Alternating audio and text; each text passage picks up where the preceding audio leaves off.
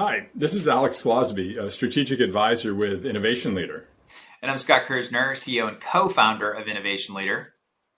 We just did some research on the current state of corporate startup engagement, and we wanted to talk about one set of findings that were particularly interesting to us. The question was really to understand what's the most challenging aspect of initiating a formal engagement with a large company from a startup's point of view, to run a pilot test or something like that.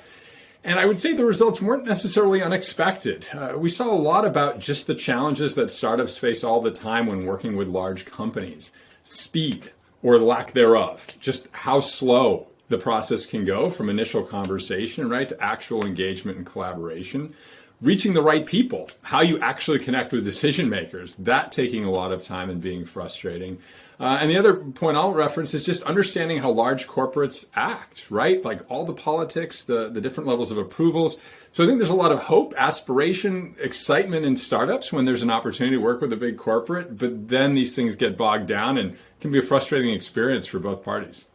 Yeah, it's funny, Alex, the reason number 2 and number 3, figuring out who is the right person and navigating the bureaucracy, and also understanding what are the different ways that this company interacts with startups. Do they make investments? Do they want to test things that they may eventually deploy internally? Are they distributing stuff to their customers?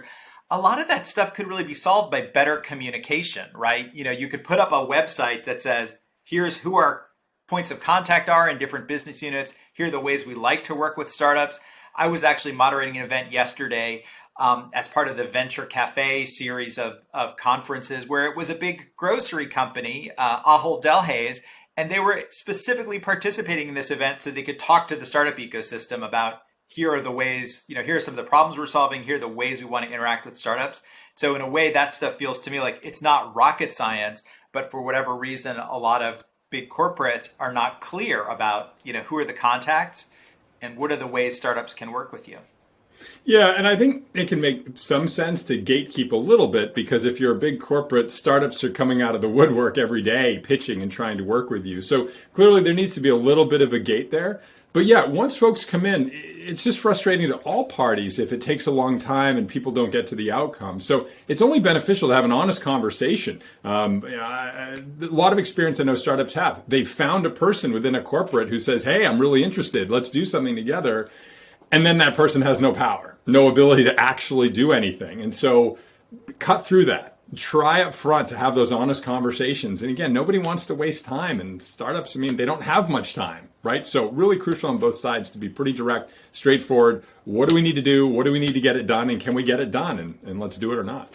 Yeah. And, the interesting thing to me about the data in this report is that I thought security and risk concerns and audits and checking all those boxes would be a much bigger issue than it turned out to be. And it was very interesting that the speed or lack of speed was issue number 1 when we surveyed startups.